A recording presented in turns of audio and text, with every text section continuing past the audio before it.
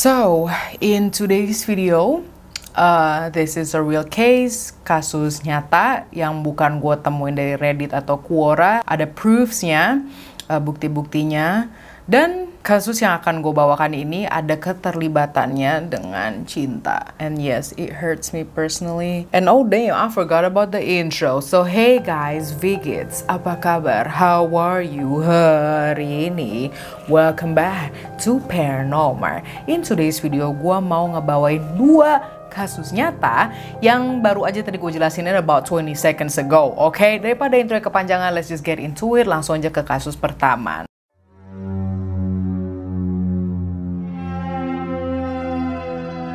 Nah, ini nih kejadiannya pada tahun 2009. Ada seorang remaja perempuan yang namanya itu adalah Rebecca A. Ya, itu nama inisial belakangnya A aja ya. Gue nggak mau jelas-jelas nanti malah jadi teguran YouTube, you know. So, Rebecca A ini pas lagi tahun 2009, dia ini umurnya masih 14 tahun. Jadi kita bisa taruh SMP kelas 2 lah ya di sini. Nah, Rebecca ini tinggal di Bridgend, Wales. Dan dia nih seorang remaja yang merupakan model student. Model student itu adalah pelajar yang dilihat banget deh sama orang tua, sama sekolah, karena dia itu ya aktif di sekolahnya, dia pinter, she's a model student, bukan dia itu model, bukan. Anyways, gue lanjut, si Rebecca ini udahlah dia model student, dia ini juga deket sama ibunya. Nope, si Rebecca ini nggak ada yang namanya bad background family, background keluarganya itu aman-aman aja. So she was really close, deket banget sama ibunya, beserta sama adik-adiknya dia. Yes, dia itu bukan anak tunggal. Now long story short, di sekolahnya Rebecca itu ada juga nih ya namanya cowok ya kan, apalagi di SMP kisah kasih di sekolah, you know what it is. Dia ketemulah nih sama cowok yang umurnya 14 tahun juga, tapi dia beda kelas nih, tapi satu angkatan. Anyways, namanya adalah Josh Davis. So, ya udahlah mereka ketemuan di sekolah, akhirnya jadi intens, jadi temenan lebih deket, yang dimana pada bulan Oktober di tahun 2009 itu juga, ibunya Rebecca, kan dia deket nih ya, jadi curhat dah kayak sahabatan lah ya. Ibunya tuh ampe nanya ke Rebecca, kamu nih sama Josh pacaran atau gimana nih? And Rebecca said, yes, mom, we're dating. Oh, so they're dating, mereka pacaran. Apakah ibunya itu strict? No, like I say, keluarganya ini tuh chill parah. Dan ketika ibunya mendengar itu, ya ibunya kayak senang-senang aja. Oh, okay, that's cute. Dia kayak gimana orangnya, bla bla bla. Nah, ketika si Rebecca yang namanya anak nih ya kan, baru pacaran, terus dia juga deket sama ibunya, jadinya mereka sering ngobrol. Ini mana ibunya menyadari bahwa, hold on, si Rebecca sama si Josh nih kok pacarannya bukan kayak pacaran remaja. Maksudnya adalah ibunya nih melihat bahwa si Rebecca ini bener-bener komit banget sama Josh. Begitupun juga dengan Josh, menurut cerita Rebecca. Komitnya itu to the serious relationship. Nah, hold your horses down. Pas gue SMP, gue gak pernah punya pacar sih pas gue SMP, jadi gue gak tahu rasanya pas lagi di SMP. Tapi maksud gue, it's too young. Ibunya tuh bilang kalau mereka tuh it's too young untuk menjalani sebuah hubungan yang serius, apalagi mereka masih SMP gitu lah, umurnya 14 tahun. But regardless of what happened, ya yang namanya cinta lah ya kan. Apalagi masih muda gitu, umurnya sok tahu banget gua, sok tua. Ya dia tetap aja yang namanya iya deh mah, iya diiyain aja, yang dimana ya udah tetap dijalanin aja hubungannya dengan komitmen yang serius, bukan hubungan yang asik-asik remaja gitu. To the point, pada bulan Januari tahun 2010, ya kan mereka tuh mulai pacaran kan Oktober 2009. Si Rebecca ini ngajak Josh untuk nginep di rumahnya. Mereka nggak diem-diem loh. Si Josh itu bener-bener diizinin nginep sama ibunya Rebecca. Gua, orang tua, nggak usah orang tua gua, kakek, nenek, sepupu, semua, everybody and their mama in this damn family, in my damn family, nggak cuma keluarga gua sih, orang Indonesia kali, keluarga Indonesia, men, tahu pacar lo nginep di rumah lo, it's a goddamn bail, you know, say, it's either the damn bail, kalau nggak sendal swallow.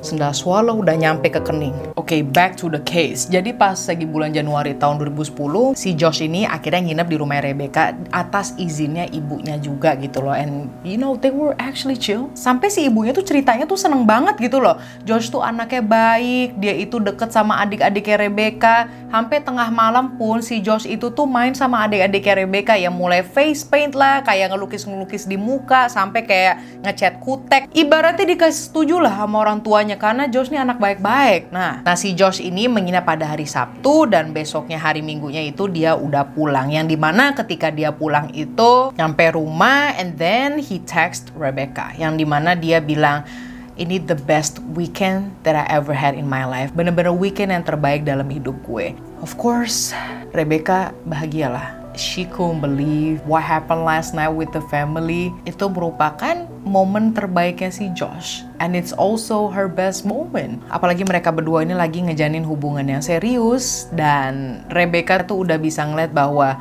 si Josh sama dia tuh akan jadi lama gitu loh sama dia. Bahkan dia langsung ngasih lihat teksnya ke ibunya. Kalau misalnya si Josh tuh baru bilang gini loh ma. Of course the mom is also happy. Lalu pada sore harinya, di hari yang sama dimana si Josh itu ngasih SMS itulah ya. Pada sore harinya, si Josh ngirim lagi nih SMS ke Rebecca. Yang dimana si Josh bilang bahwa dia tidak mau yang namanya pacaran lagi sama Rebecca.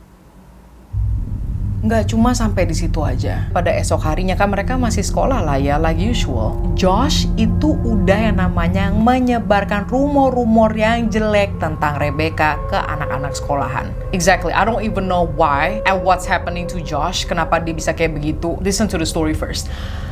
So, yes, dia udah ngejebarin rumor-rumor jelek tentang Rebecca. Nggak cuma itu juga, si Josh itu juga toxic banget dimana dia ngejelekin Rebecca juga ke teman-temannya Rebecca. And yes, selama tahun 2010 di masa sekolahnya Rebecca ini, Rebecca itu dibully abis-abisan sama si Josh. Nggak cuma sama si Josh aja sih, dikarenakan si Josh itu udah ngejelekin Rebecca ke banyak orang di sekolahan itu. Orang-orang di sekolahannya dia itu nggak jadi melihat si Rebecca menjadi model student lagi, tetapi adalah seorang pelajaran di mana banyak banget isunya. Padahal si Rebecca tuh gak ada isu sama sekali. Like, don't nobody happening with Rebecca. Gak ada sama sekali gitu loh. Dia gak ada masalah, this and that. It's clearly rumors. Cuma rumor, tapi yang namanya sekolah. Yes, sekolah itu adalah jahat. I hate school, that's why. Y'all people talk shit about me, bitch. Maaf gue jadi emosi, like I have a roller coaster emotion today. Lagi datang bulan, okay? So you need to understand me right now. Mood gue lagi swing banget dan gue lagi ngerekam. Pokoknya bener-bener menyedihkan banget lah untuk Rebecca. Karena dia selama setahun di sekolah, dia itu don't feel like at school at all. She was horribly treated by other students also, you know? Jadi itulah yang dirasakan Rebecca. I'm not done yet. Lo mau tahu nggak sih, si Josh itu, dia kan nih punya sahabat. Yes, apparently, orang yang kayak Josh ini punya sahabat. Dia nih ngomong ke sahabatnya bahwa si Josh itu nggak cuma membenci Rebecca, tetapi si Josh itu juga ingin membunuh Rebecca. Sahabatnya si Josh nih cuma ketawa doang, gila loh. Dan ada nih perkataan yang famous dari sahabatnya ini. Perkataannya adalah, yaudah kalau lu bunuh dia, gue traktirin lu sarapan. That is so wrong. Gue lanjut aja lah ya. Pada akhirnya, di tahun 2010 nih masih ya, lebih tepatnya pada bulan Oktober, si Josh tiba-tiba berubah lagi. To the point si Josh itu tuh jadi bucin banget sama Rebecca. Dan memohon-mohon Rebecca untuk let's give it a chance. Kasih kesempatan lagi untuk kita berdua. This bitch bipolar. He bipolar. Gue mau komen tentang ini, cuma ini ceritanya belum selesai, jadi nanti aja di akhir-akhir. Jadi bener-bener sayang banget lagi sama Rebecca. Rebecca walaupun udah dibully, dijelek-jelekin selama setahun sama Josh dan orang-orang yang di sekolah itu ya, namanya kan jadi tercemar lah ya. Si Rebecca ini dia tuh masih ada rasa sayang dan masih ada yang namanya rasa cinta sama Josh. Yes, lo udah tahu jawabannya apa. Of course, si Rebecca ini memberikan kesempatan lagi untuk si Josh ini. Pada tanggal 22 Oktober di tahun 2010, si Josh ini mengirimkan sebuah message dari Facebook untuk ke Rebecca. Yang dimana di Facebook message-nya itu si Josh ngajakin Rebecca untuk kencan, dan kencannya ini di sebuah hutan yang terkenal di Bridgend, Wales, yang dimana hutannya itu memang tempat tongkrongan anak-anak sekolahan yang di sana lah ya. So Rebecca was so excited. Ini bener-bener kencan yang resmi, yang pertama kali lagi setelah mereka kayak begitulah selama setahun. I would love to go there. Let's go there. Dan mereka perginya itu tanggal 23 Oktober tahun 2010. Si Rebecca ini udah bangun dari pagi, dia dandan, she styles her hair, rambutnya itu di style lah. Pokoknya she pick the best outfit. Bahkan sampai ibunya like, why are you so excited about? Yes, si ibunya pada saat itu dia belum tahu nih kalau si Rebecca mau kemana dan akan ketemu siapa. Dan akhirnya pas pada pagi hari itu Rebecca lagi hektik, akhirnya dia ngomong lah, Mom, I'm going on a date with Josh. Ma, aku akan pergi kencan dengan Josh hari ini. Ya udahlah, si Rebecca ini mau on the way pergi kan ya, dan ibunya nih, dia nih punya bad feeling, udah punya perasaan yang buruk gitu loh si ibunya. Yang dimana ibunya bilang ke Rebecca, Rebecca, kamu keluar langsung telepon mama sekarang. Lah, ibunya ini pengen yang namanya tetap teleponan terus sampai si Rebecca itu ketemu Josh ya. Jadi selama perjalanan tuh ibunya mesti tetap yang namanya ada di teleponnya. Wah, coba bener-bener nyala teleponnya gitu loh. Ibunya bisa denger sampai akhirnya dia ketemu Josh, baru deh lu boleh matiin gitu. Akhirnya bener aja si Rebecca udah nyampe hutan, ibunya juga masih on the call kan ya. Kamu sekarang udah di mana? Udah di hutan nih, Ma. Mama, itu aku udah bisa lihat Josh, ya udah nanti aku telepon lagi ya, dadah. Ted, matiin. Josh langsung ngegandeng tangannya Rebecca dan ngajak Rebecca jalan lebih dalam. Pada pagi hari itu, sebelum mereka ke hutan ya, si Josh ini sudah mengganti profile picture-nya di Facebook-nya itu dari fotonya dia menjadi foto hutan yang mereka lagi kunjungin. Dan selain dia mengganti profile picture di Facebook-nya, si Josh itu juga meng-SMS sahabatnya dengan kata, tepatin janji lu nanti ya, janji untuk nraktirin gua sarapan. Ketika Josh dan Rebecca lagi jalan masuk ke dalam hutan, si Rebecca lagi ngeliatin pemandangan kanan kiri dan membelakangi si Josh. Josh mengambil batu yang besar dari bawah dan langsung ngekepruk kepalanya Rebecca dari belakang. Dan dia ngekeprukin tuh batu ke kepala Rebecca berkali-kali sampai pecah. Ketika selesai, si Josh ini langsung menelponi sahabatnya. Dia cuma kayak, hey do what's up, lu lagi ngapain? Ya udah kayak conversation biasa aja, percakapan biasa aja. Dan akhirnya sahabatnya nanyain, lo lagi sama Rebecca? Iya. Gak lama kemudian si sahabatnya itu diteleponin lagi untuk datang ke hutan tersebut. Yang dimana akhirnya si Josh ini langsung ngejemput temennya dari depan hutan dan membawa sahabatnya ini ke lokasi dimana tadi dia bersama Rebecca. Sahabatnya itu melihat bahwa Rebecca sudah dengan kepalanya yang tidak sampai 24 jam, polisi mendapatkan sebuah kabar dari sahabatnya si Josh bahwa ia telah memberitahu bahwa Josh itu telah membunuh pacarnya sendiri. Josh ditangkap, dan ketika dia ditangkap itu, dia nggak ada emotion sama sekali. Malahan dia kayak cuma senyum-senyum doang, smirking. That's what it say. Smirking tuh kayak senyum, kayak senyum-senyum kecil gitu loh. Dan ketika ditanyain kenapa kamu melakukan ini, dia ini nggak ngakuin gitu loh. Dia malah nyalahin sahabatnya yang dimana habisnya kalau gue ngelakuin ini, gue bakal ditraktir sarapan. Itu salah dia. Dia katanya mau traktir gue sarapan. Now, if you ask me, ya mungkin si Josh itu orang yang nggak punya kali Kak Mar, jadinya dia kayak ngarepin banget sarapannya. That's not a fucking excuse. Dia ini lahir dengan keluarga middle class, bukan orang nggak punya, maaf, no. So in conclusion, polisi udah pastilah they didn't buy that. Kayak apaan sih lu, masa kayak begitu alasannya, anjing, gue kesel. Pada akhirnya si Josh ini karena dia masih di bawah umur, so he went to the juvie first, ke juvenile, ke penjara yang di bawah umur, lalu dia di penjara dewasa ketika dia di atas 18 tahun, dan dia ini di penjara selama 14 tahun. Yes, dia ditangkap 2010 tambah 14, 2024 dia keluar. Kayak nggak bakal ada salahnya tuh nanti dia keluar dari penjara tahun 2024. Dan ini adalah fotonya Rebecca dan Josh 3 hari sebelum mereka kencan di hutan.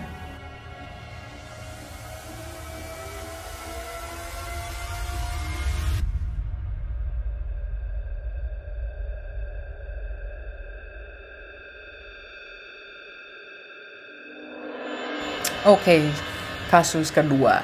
This will be long, jadi grab your snacks or your dinner, karena ini yang kasus kedua akan lumayan panjang. Ini kejadiannya pada tahun 2017. Ada seorang DJ dari Louisiana, America, yes, yang namanya adalah Steven Weber. Dia ini umurnya 38 tahun. Nah, pada tahun itu juga di tahun 2017, dia ini ketemu dengan seorang perempuan yang berumur 38 tahun juga dengan nama Kenisha Antoine. Dan si ceweknya ini merupakan lawyer.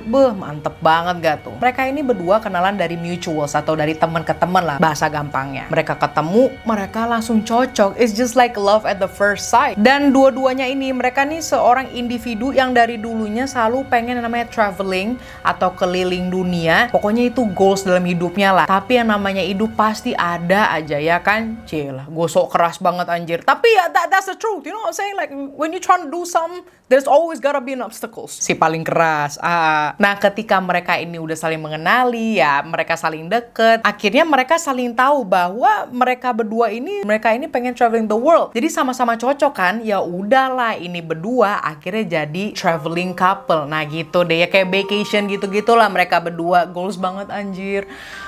Lah gua traveling nggak jadi, mesti beli kamera baru. So, selama pacaran, mereka itu udah ada bucket list atau list-list negara mana aja yang mereka ingin kunjungi dan yang mereka telah kunjungi. It's really goals. Oh my god, I wanna have that. Akhirnya, pada tahun 2019, 2 tahun kemudian, mereka ini memutuskan untuk pergi ke East Africa untuk merayakan ulang tahunnya Kenisha yang ke-40. Dan mereka ini mau merayakan di East Africa itu ya bukan karena on a whim atau kayak aku pengen ke situ, gak cuma gara-gara itu juga, no. Tetapi mereka nih emang dari dulu, dari tahun 2017, mereka ingin yang namanya menginap di sebuah resort yang cuma ada di East Africa, yang dimana resortnya ini bener-bener di tengah laut.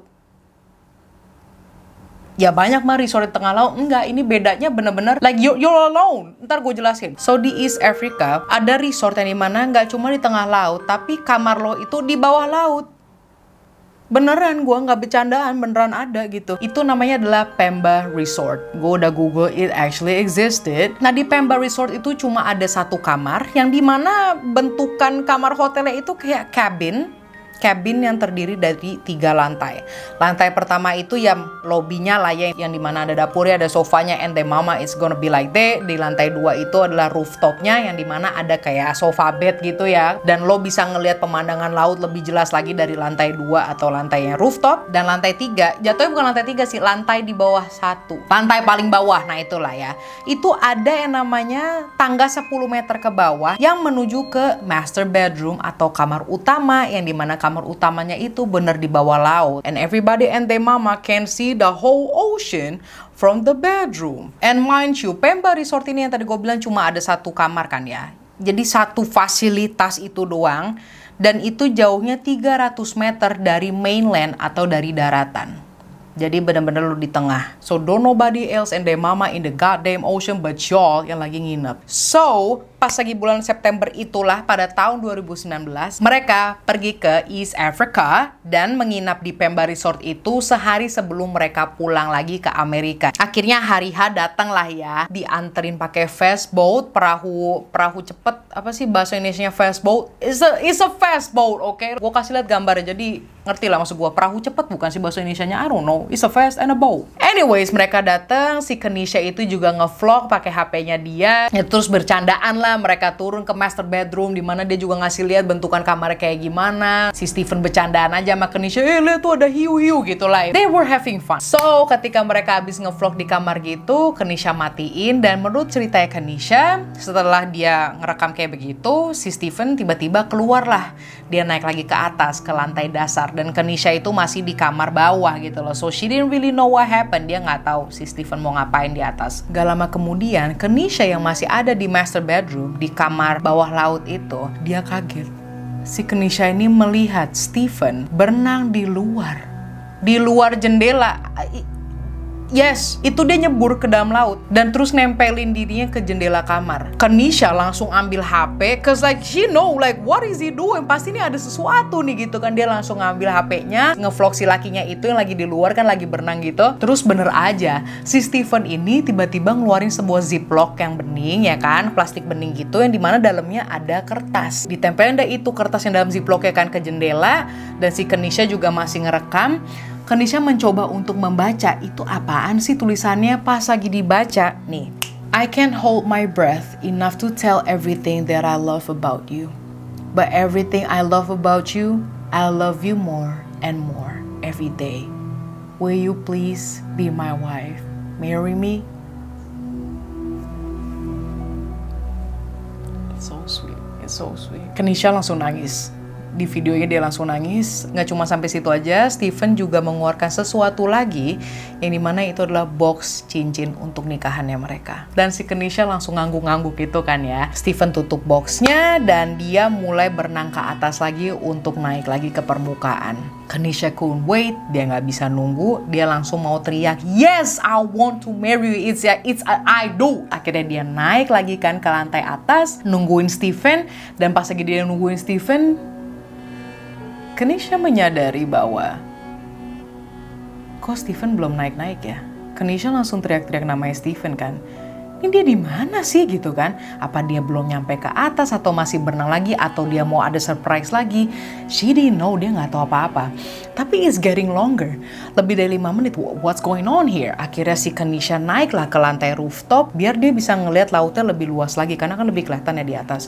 Ketika dia melihat, dia tidak menemukan apapun tetapi cuma laut besar itu doang. So dia teriak Steven, Steven, Steven terus dan belum ada jawabannya. Kenisha panik, dia nggak tahu dia mau ngapain lagi. Apakah dia mesti berenang untuk menyusul? Apakah dia mesti kemana ini itu? She didn't know. Dia mau ngekontak ke mainland atau ke daratan atau di kantor perhotelannya itu. Dia malah nggak bisa reach out. Bener-bener nggak ada koneksi. It's really out of reach. Akhirnya yang tadinya dia teriak namanya Steven, jadinya teriak minta tolong. Kenisha teriak tolong sekenceng-kencengnya dan akhirnya beberapa menit kemudian ada fastboat yang menghampiri cabinnya dia. Tapi itu fastboat bukan dari hotelnya itu loh. No, it's not. Bener-bener seseorang yang lagi muterin laut itu aja gitu. Akhirnya mereka membantui Kenisha untuk mencari where is Steven. Dan akhirnya si Kenisha dan orang yang ngebantuin ini menemukan Steven. Akhirnya Steven ditemukan. Tapi it's all too late. Sudah terlambat. Dikarenakan ketika mereka menemukan Steven, Steven tidak bernafas lagi. Dia sudah meninggal. Details bagaimana mereka menemukan Steven yang lebih jelas atau di titik manakah mereka menemukan jasadnya si Steven ini tidak disebar di online. At least that's what I know of. Itu nggak ada. Ini adalah foto-foto yang terakhir kali Kenisha ambil sebelum Steven meninggal.